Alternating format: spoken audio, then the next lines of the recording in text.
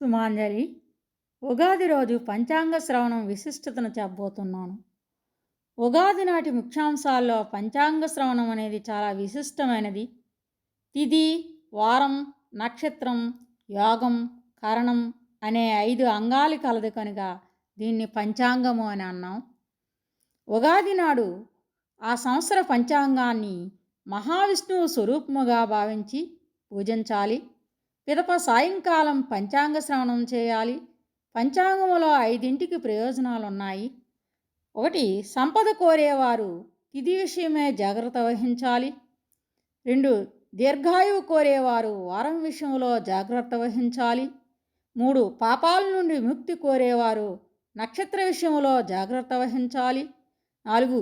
రోగాల నుండి విముక్తి కోరేవారు యోగ విషయంలో జాగ్రత్త వహించాలి. 5. కార్యసిద్ధి కోరేవారు కరణం విషయంలో జాగ్రత్త వహించాలి. అంటే జాగ్రత్త వహించడం అంటే ఈ 5 తన పేరుకు నక్షత్రానికి అనుకూలంగా ఉన్నాయో లేదో తెలుసుకొని ప్రవర్తించాలి.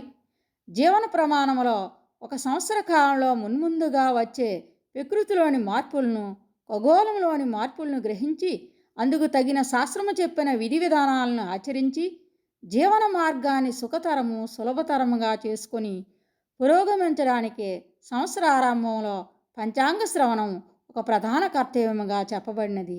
ధన్యవాదములు.